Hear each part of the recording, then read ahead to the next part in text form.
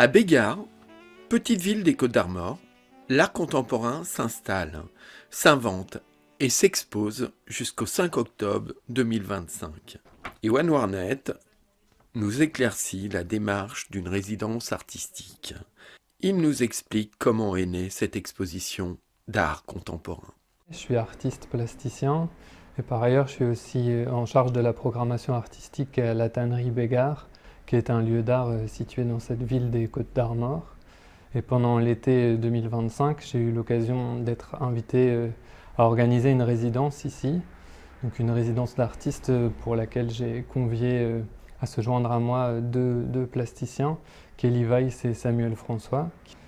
Et cette résidence, c'est l'aboutissement d'un désir, celui d'exposer dans le lieu de la tannerie, qui est un lieu d'exposition particulièrement beau, assez atypique du fait de la présence du jardin tout autour, des fenêtres qui ouvrent sur 3 côtés, qui font que la lumière y varie tout au long de la journée et suivant les ciels bretons, les matériaux changeaient. Et c'est à ce moment-là que l'envie de cette résidence est née, en se demandant comment les œuvres allaient venir se mêler à ces lumières, mettre en valeur l'architecture. Nous avons eu 10 jours au début du mois de juillet, ainsi que 10 jours à partir de la moitié du mois d'août.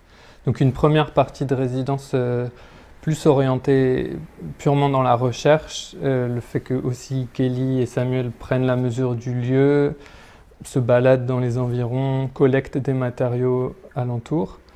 Et ensuite un deuxième temps de résidence avec le but de l'accrochage à la fin, et du coup qui a été vraiment un temps très étiré d'accrochage, où les œuvres se sont beaucoup déplacées dans l'espace. On a cherché beaucoup de façons de faire l'exposition, tout en produisant ou en terminant de faire un certain nombre d'œuvres qui sont spécifiquement réalisées pour le lieu. Je pense notamment à cette colonne chromée, qui est une œuvre de Samuel qui s'appelle l'Aurore, qui en fait est une œuvre constituée de toutes les boîtes de tous les gâteaux qu'on a mangés pendant le temps de la résidence, qui marque un rapport à la temporalité.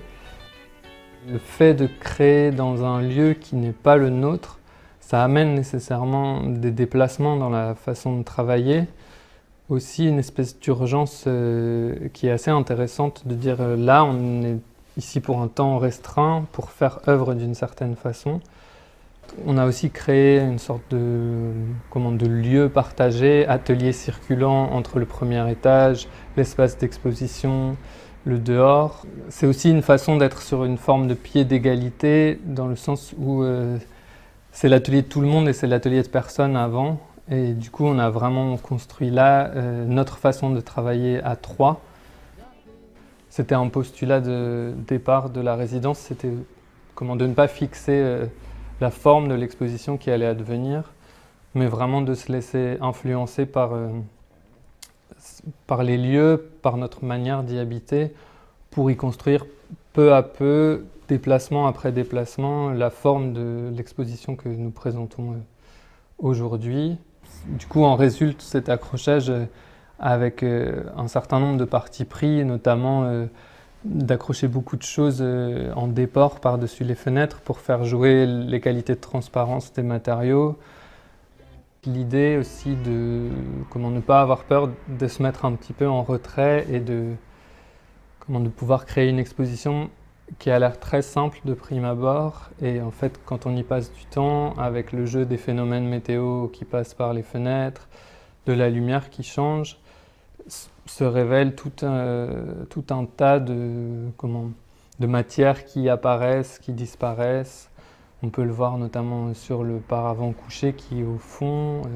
Parfois la lumière donne en plein dessus et puis à d'autres moments elle s'estompe et du coup les bleutés réapparaissent par-dessus les roses fluo. Il y a toute une invite comme ça pour les spectateurs à passer du temps et à observer ces phénomènes se dérouler. Dans le montage d'exposition, on a eu un moment particulièrement riche et intense en produisant la grande œuvre de plaques de polycarbonate superposées qui au fond de l'espace d'exposition.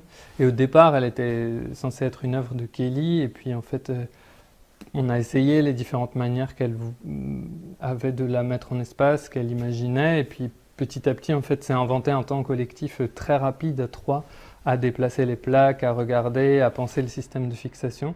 Et en fait, une œuvre s'est inventée au fur et à mesure de l'après-midi qu'on a décidé de signer à trois, puisqu'elle emprunte les matériaux de Kelly, mais en fait, les gestes de mise en forme et d'agencement en fait, viennent d'une intelligence collective vraiment à trois.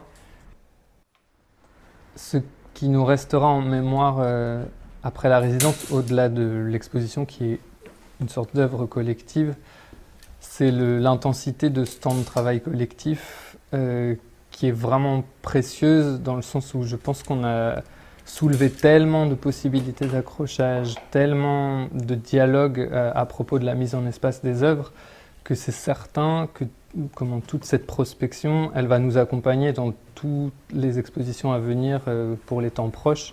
Je sais que là, je suis déjà en train de préparer une nouvelle exposition et un certain nombre des solutions de mise en espace me vient de ce temps de travail en collectif avec Kelly et Samuel.